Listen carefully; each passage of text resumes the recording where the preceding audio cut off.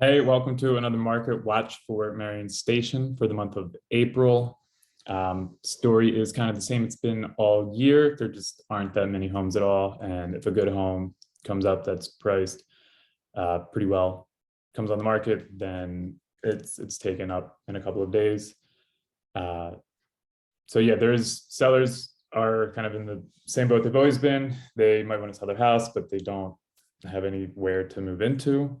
So it's getting interesting now where some of the offers buyers are doing is, so something that's happening more and more now is called a rent back, where a buyer will buy a house uh, and then the seller still lives there for like another month, maybe 2 months. And that gives the seller time to find another home, and it gives them the proceeds from that home to make an aggressive offer on the next home. Because these days, buyers more and more are just trying to minimize the amount of contingencies they have in their offer. So some people are waiving mortgage contingency, waiving inspection contingency, waiving any appraisal contingency, and it's getting competitive out there. So yeah, the offers that we have now are getting more unique, and because normally it's just highest price usually gets it, but in the margins, however you can strengthen your offer the best. So it's getting pretty creative, and yeah, there's just not that much there's nothing to buy right now. I'm going to share my screen. So there was actually 10 results. Some like in the winter, there was like almost nothing going on in Merion Station. So Sycamore closed. That one was a touch above asking. So it was listed at 135. They got it for 1365. So they priced that pretty well. And no, it's a pretty solid home. This condo, it's pending for 300. Beacom, this one was, I thought, priced pretty well at 125, and then it ended up selling for 1485. I mean, the house, it was really, really nice. The kitchen was just really, like, you can say the kitchen was great, really good updates. Backyard wasn't huge, but it was like the landscaping, the hardscaping they did a good job with. So yeah, that home went over 200K over. And we're seeing now that like the market really kind of took off in like February, where like the prices were, there's just nothing to go. If buyer moved in, they made aggressive offers.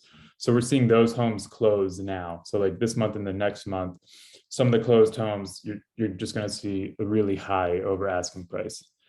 This one on Bowman for 295, that's pending. I mean, if you've driven by it, you'll see it. It's huge. 526 Putnam, that was, I think, right on the money. Yes, it was listed at 1.2. It was on the market for 13 days, and then they ended up closing at 1.2. So not every home goes over asking, although it feels like it. 516 Winding Way, that is pending for 800. 257 Winding Way for 1.1. That both of them, we'll see what they end up going for. Bowman, it's active under contract for 115. Again, same thing. We'll see what it sells for. I mean, definitely all three of these are going to be over. Bowman actually was like, the inside was it had so much character. It was actually really cool. So that was a really nice home. Whoever is going to move into there, they're going to probably love it. 351 Winding Way, this one 165. That one's still sitting. Hasn't been super long. Well, actually 26 days. So yeah, that's a tough corner right there. And then one more condo there, 270. And I'm going to show you quickly just some comparisons between this year and last year. So this year from January 1st to April 30th, there have been 19 total listings that have closed. This doesn't include condos. This is just detached homes, twin homes, row homes, etc.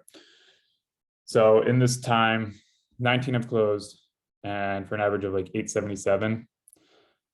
And that's not that many. And then, oh, I'm sorry, that was last year. So, and then this year there's only been like 8. So 8 in one, January, February, March, April, 4 months. That's just, it's not that many at all. And you can see some of them like 8 days, 4 days, 0 days, 8 days, 5 days on market, a couple of them 105, 62, 13. So, as long as the price is good and the house is pretty good shape, it's going to sell quickly. But if a house is overpriced, even in this market, it won't necessarily sell. So if you're curious about what your house would sell for, again, because the market is just so fast moving that 4 months ago, the price valuation, I don't think would be valid for what it is right now. And then maybe in another 4 months, I'm not sure if it'll still be valid. The mortgage rates have risen north of 5%, and it really hasn't slowed down buyer demand yet.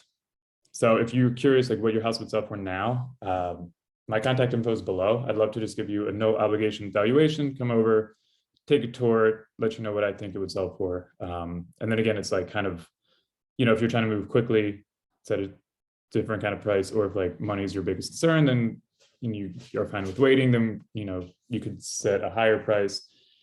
Compass, my brokerage, we have this cool thing where we do private exclusives. So if you want to test like a really high price, but you don't want your home to sit on the market, because if it sits, then buyers are just going to send in like a lower offer. You can test a higher price in the private exclusive. So it's like Compass agents and their clients will be aware of it, but not the public, and it will not accrue any days on markets. And it's just a really good service to sellers to test out a price if they want. If it doesn't work, then you can reevaluate it and then go public. So that's a nice thing to have. And yeah, if you want like this kind of information or any more information, let me know. That's all I got. It was a quick one. I hope you have a good month of May. I hope the weather stays warm, and I'll see you next time. Bye.